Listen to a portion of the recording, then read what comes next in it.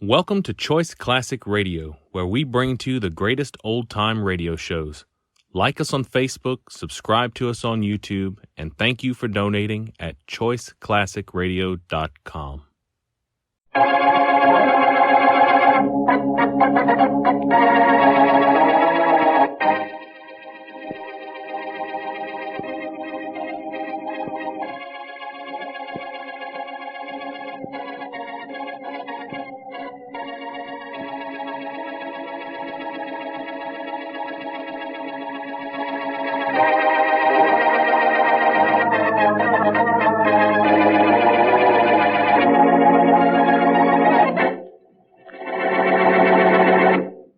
Here's a nice bracelet, sir. How nice is the price? $5,000. Oh, it's too nice. Well, almost everything in my store is on the expensive side, sir. Yes, I realize that, but can't you offer me something that isn't quite so far over on that side? Well, we do have a few inexpensive things, but still over $1,000. Oh, this is for a friend of mine, a nurse, Mary Wesley. She's the practical type. I see. If I threw $1,000 into a present for her, she'd throw me out a 20-story window. Well, tell me what kind of a person she is, and perhaps I can suggest something. Well, she's a simple type. Oh. Like simple people like me and simple prices. Like what? Well, actually, she'd be angry if I spent more than 10 cents. 10 cents? I know exactly what you mean. You do? In this drawer here, I have just the thing for you, sir. What is that, an electric light? A diamond necklace, sir, worth, as you could probably guess, not 1 penny less than $10,000. I can guess. But to you, sir, the price is 10 cents.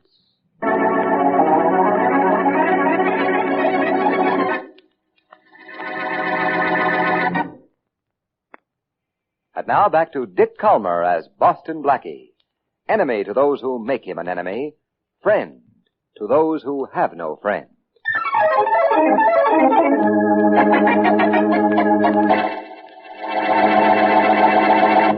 The necklace is worth $10,000, but I can have it for 10 cents, did you say? Yes.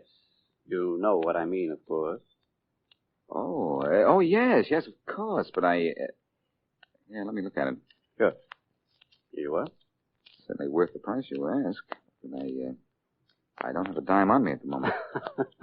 Very funny. I can go to the bank and make a withdrawal, though. I'll be back in an hour.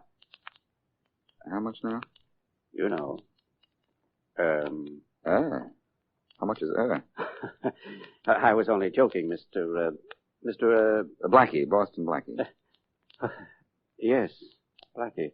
Well, I was just going along with your joke. You realize that, of course. Oh, of course. Now, what else can I show you? I'm really interested in that necklace you're holding, and don't put it away. But the price is $10,000. Not 10 cents? Not 10 cents. Now, how about a nice pair of earrings? I'm not interested in earrings because your offer of a $10,000 necklace for 10 cents keeps ringing in my ears.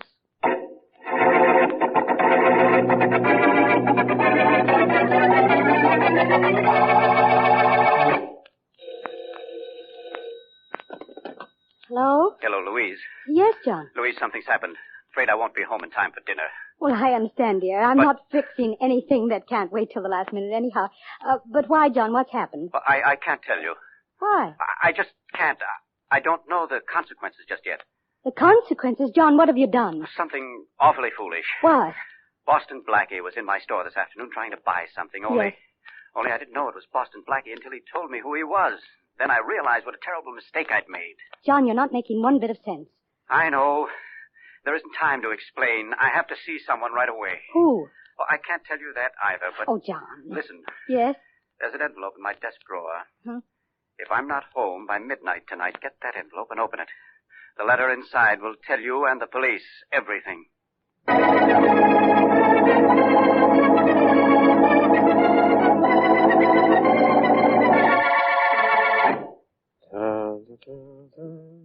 But, Mr. Grant, I didn't know it was Boston Blackie until it was too late. I thought it was someone sent there to buy the stolen necklace. He gave the password when he asked for something for 10 cents. When he looked surprised and didn't produce the $5,000 you want for the necklace, I covered up my mistake by saying I was just joking. At least I'm pretty sure I covered it up. I'm sure he left thinking it was a joke, but Anyhow, wouldn't you have made the same mistake? No. Now I'll accept your resignation. We're What? not going to use you anymore.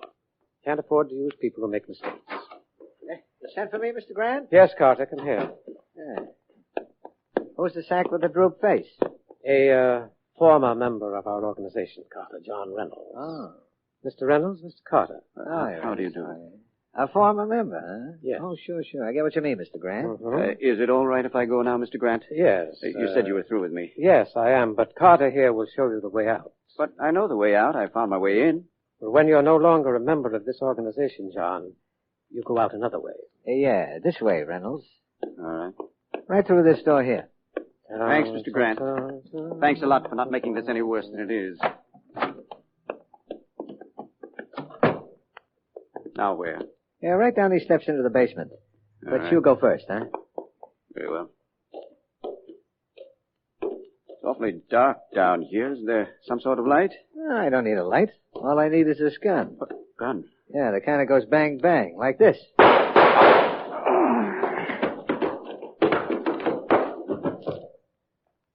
Now, maybe you know what Mr. Grant meant when he said you were going out a different way.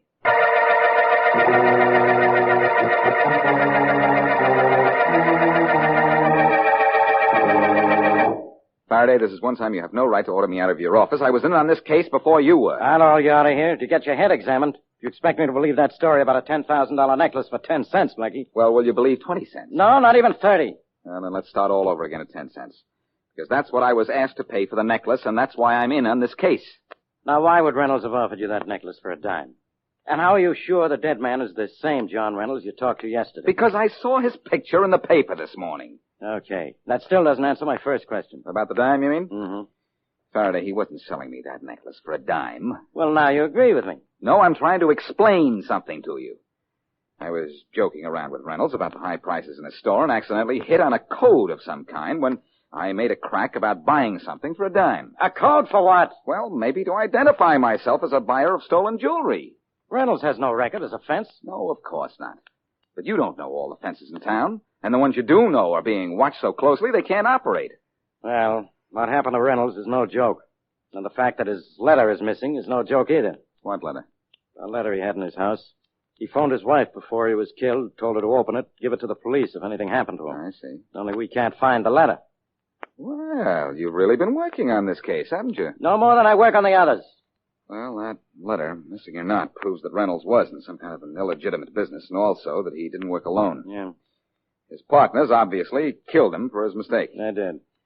What else did his wife tell you? Plenty. But I'm not going to tell you. You don't have to, Faraday. Why? Because I'm going to see the wife of the dead man and put some life into this case.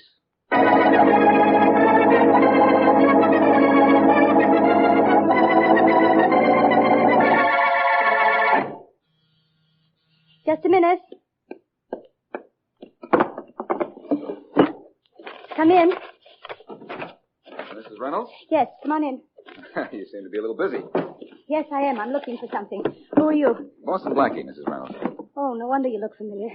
I thought I knew you. And I think I know what you're looking for. The letter your late husband told you to turn over to the police. Yes, I am, and I've looked everywhere for it.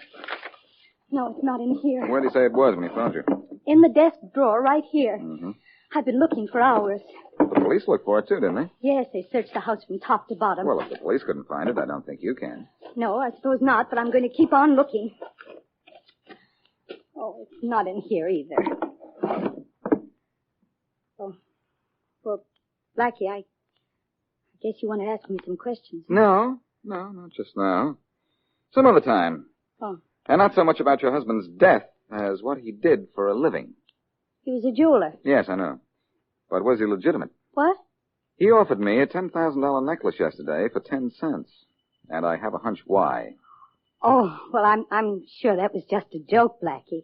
John had a very strange sense of humor. And I have a good sense of rackets, Mrs. Reynolds. But we'll talk about that some other time. Well, goodbye, and good luck in finding the letter. Thank you. I'm going to keep on looking. And while you're looking for the letter, I'm going to be looking for his killer. Goodbye. Goodbye.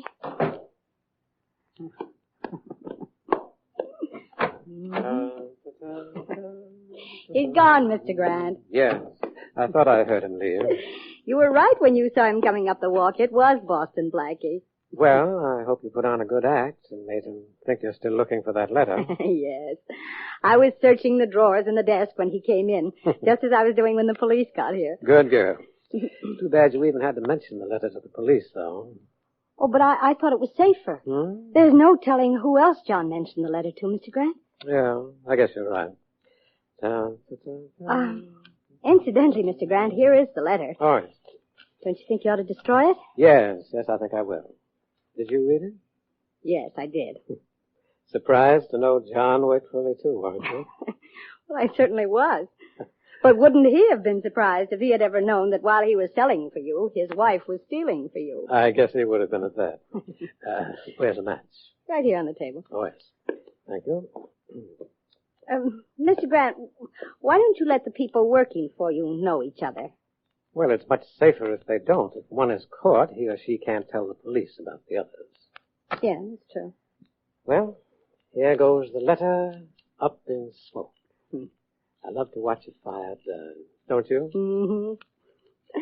And I'd like to see Boston Blackie if he could guess that letter was found and destroyed. Yes. He'd burn, too.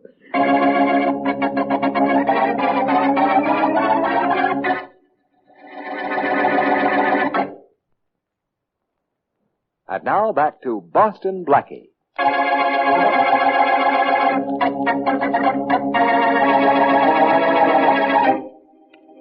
Jeweler John Reynolds makes the mistake of trying to sell stolen goods to Boston Blackie when Blackie jokingly asks for something for a dime, the secret password. The gang leader has Reynolds killed. Always fearing death, Reynolds kept a letter in his home which told all. So he phoned his wife to turn the letter over to the police in the event something happened to him. The wife, however, is also a member of the gang. Neither Blackie nor Faraday know this, and as we return to our story,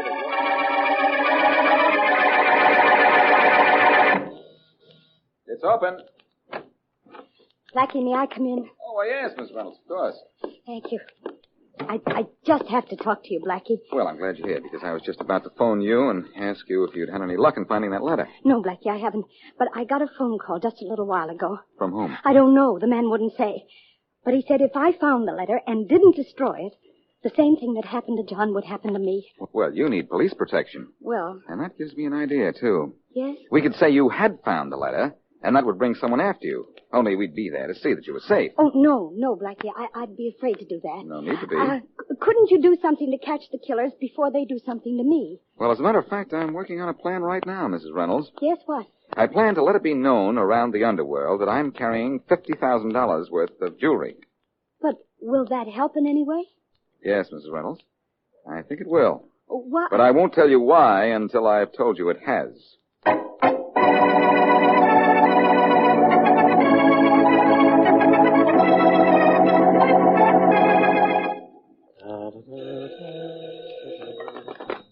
Hello. Hello, Mr. Grant? Yeah? Oh, Mr. Grant, this is Louise. Oh, nothing for you today, Louise. But I have something for you. Oh? I saw Blackie and gave him the story about the threatening phone call. And? Well, he still thinks I'm looking for the letter. Good. And he has a plan he thinks will catch you. Oh, does he? Uh-huh. Did he try to calm your fears by telling you his plan? He sure did. That's certainly proof he doesn't suspect me of anything, isn't it, Mr. Grant? Certainly is.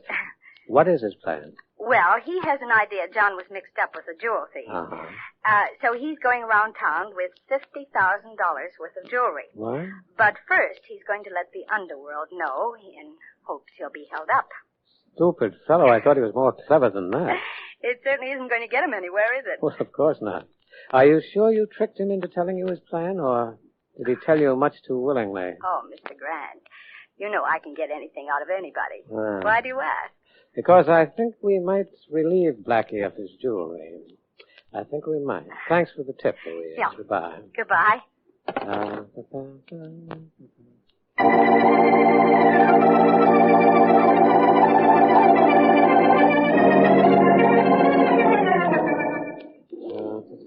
How long is Blackie going to be in that jewelry store, Mr. Grant? Patience, Carter. He'll be out pretty soon. Okay, and I'll do what you say, but I think we're nuts. Why? He told Louise his plans. He'll know she tipped us off. Oh, no, he won't. In the first place, he fell for the phony story I sent Louise to give him. Is there a threatening phone call about the letter? Mm-hmm. And besides, every mug in the city knows that Blackie is carrying $50,000 in rocks. If he was leveling with Louise and really let the word get passed around.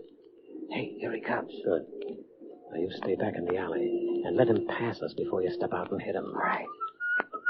All right, are you ready? Yeah, okay. Now.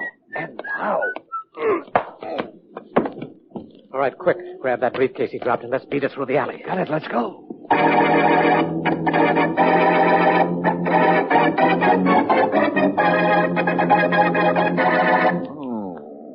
What was I hit with, Faraday? A pile driver? I ought to hit you with every law in the book against being a public nuisance and cluttering up the city sidewalks. Well, I ought to sue the police department for bringing me to your office.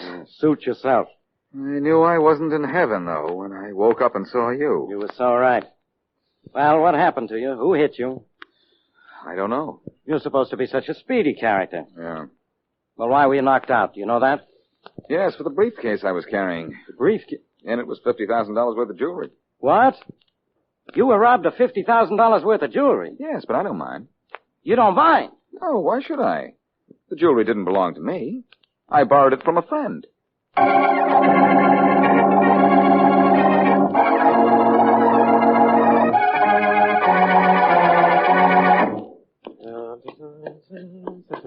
Well, we sure got home okay with this stuff for Blackie, huh, Mr. Grant? Yeah. All right, put the briefcase on the table there, Carter. Open it up, and let's have a look at it. Sure. What a haul. Yeah. $50,000 at one time. Yeah? We've never done anything like this before. Well, that's the reason I wanted to do it. One big haul is much better than having to get one piece at a time. All right, open the briefcase, Carter. Sure. Look at that stuff. Looks like it's even worth more than $50,000. Yeah, say, look at this of it closely. This piece, for instance. Oh, sure beautiful. Sure worth plenty. Carter, we're going to see Louise. We are? Yes, I want to reward her for this little deal tonight.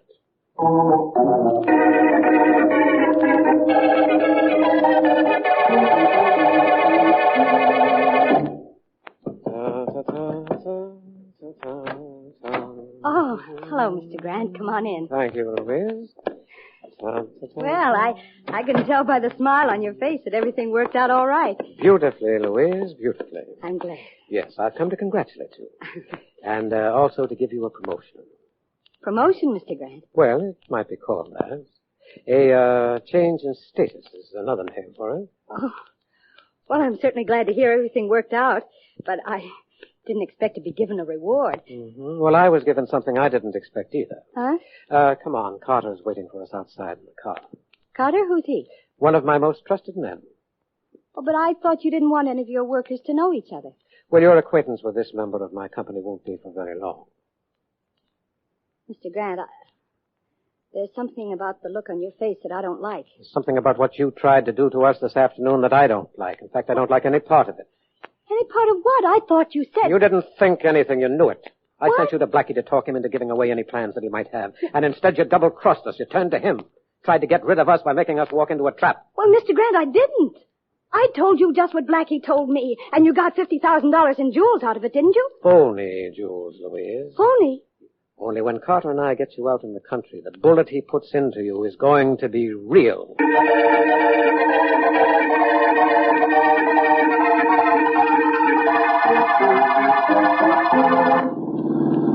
Blackie and his crazy ideas. Don't get so far behind that car, you lose it, Matthews. Well, we've got to keep back or they'll know they're being followed, Inspector Faraday. All right. I wish we could use lights. It's black tonight. That's good. It's just as tough for them. Hey, don't get so far behind. Where are they? Okay. Well, we'll spot them around that corner up there. Gee, they're sure going way out in the country, aren't they? Yeah. If this doesn't get results, Blackie better leave the country. Yeah. I don't know why I listened to him. His schemes are as phony as those jewels he had stolen from him. Hey, we're around the corner, and where's that car? Fine, we've lost it completely. There are 6 roads off this junction. What? Pull over to the side. Yes, sir. I don't see any tail light down the roads on this side. There wasn't one on the roads off this side of the highway either. Oh, Blackie's going to be sore about this. He's going to be sore. Blackie's going to be sore. I'm sore at Blackie. Where is he? Talks me into this, then he doesn't show up. Well, he'll show up somewhere, Inspector. But will it be at the right place, at the right time?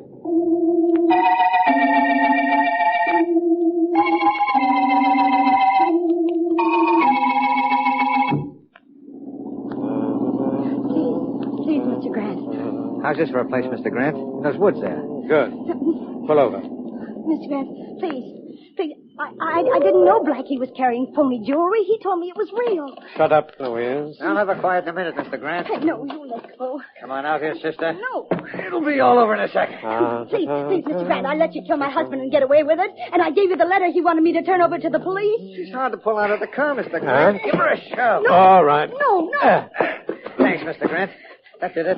Now, come with me, baby, because if you don't, I'll drag you. All right, hurry up, Carter. We don't want to be parked here too long. Why, are you afraid you'll get a ticket? Who's that? Oh, Blackie. Yes, and a little uncomfortable from riding on the rear bumper of your car. Carter, stop him. No, Carter, stop this. Why, I'll fix you. Yeah. Blackie, look out. Grant, you're next. No, I think you've got the picture wrong, Blackie. You're next. Here it is, Grant. You see, Blackie, I told you I was afraid of this ever since that threatening phone call. Drop the act, Mrs. Reynolds. What? From the time I saw you pretending to look for your husband's letter after the police had searched your house, I knew you'd soon be getting your mail care of state prison.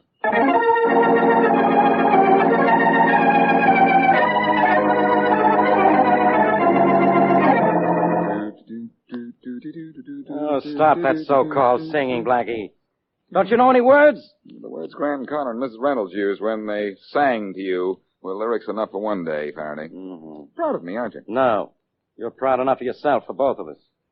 Oh, I wasn't really so smart, Yeah, now. but Blackie. Grant and Mrs. Reynolds were just dumb. Yeah. I suspected her of hiding or destroying her husband's letter when she was still looking for it after the police failed to find it. Thanks. You'll admit the police do a pretty thorough job, don't you? Yes, I've always admired the police enough to stay on their side. You admire us enough to want us to work on your murder, too? I wasn't ever in any danger of being murdered, Faraday. Just robbed. Mm. You know, Grant said he felt safe in grabbing those jewels from you after you told Mrs. Reynolds your plan, because you also let the word get around the underworld. Well, that's where he was wrong, Faraday. I didn't tell anyone but Mrs. Reynolds. I was hoping to grab them when they held me up, but, well, I guess Carter was just too fast for me. There was a time when nobody was too fast for you, Blackie. What's the matter? You slowing up? Maybe so, but I'm still showing up every criminal in town, clever or otherwise. If you ask me, Grant was otherwise. Oh, I don't know. His method of getting rid of stolen jewelry was pretty clever. Agreed. An out-of-town buyer would go to Reynolds, say, what do you have for 10 cents? And then for 5,000, he'd get a piece of jewelry worth 10. Yeah. Grant was so smart, he's going to spend the rest of his life in jail. Yes, it's kind of cute, really. Cute. Grant's password was 10 cents, and now his life isn't worth a dime.